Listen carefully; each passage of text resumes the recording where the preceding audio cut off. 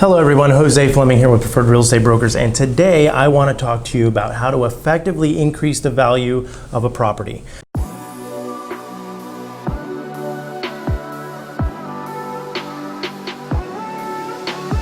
Now, a lot of times if you're in a great market and a seller says, well, you know what, I want to hold off on listing my property until I can make some improvements. A lot of times you might say, listen, seller, you may not want to go ahead and put more money into your property because you may not get it back considering the market is hot, and you'll probably get very close to your list price anyway, regardless of what condition it might be in.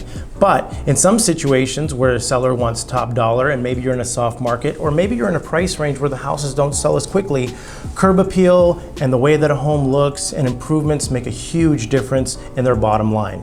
Now, for example, if a seller wants to sell their home and you look at their home and you notice that it kind of looks a little worn or beat down, just a simple interior paint might make a huge difference on when the consumer comes in and takes a look. Sometimes homeowners will use choice color paints. Maybe they'll use dark browns or like, you know, just a color that doesn't make anybody feel warm and fuzzy or happy while they're in the home. So I strongly recommend that if somebody's not using a neutral muted paint tone, that you recommend, hey, listen, I think it'd be really advantageous that you brighten up the color in here just because you want everybody to feel good when they walk into your home.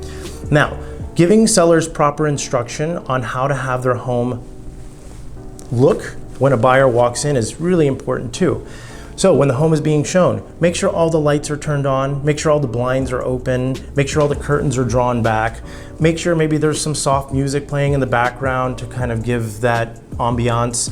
And by doing this, it'll add so much to the showing experience. Make sure that if this home is kind of stuffy or isn't open much, or maybe has a damp, you know, not clean smell, then in those situations you might want to provide the seller with maybe a listing gift basket, where in there you might have some diffusers or some incense or maybe some plug-ins that go in the wall just to create a nice smell or scent within the home. Now, a lot of times a pressure wash will go a long way too. So if they just hired a pressure washer to come in and pressure wash the front driveway of the home, or maybe the brick pavers or the front entryway of the home, make sure all the cobwebs are removed.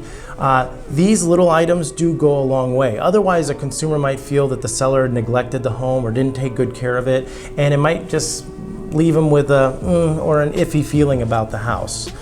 Now, when it comes to major improvements like countertops or kitchen cabinets or bathrooms, this is when you really have to take a step back and determine the money that the seller puts into these improvements, will they make a return?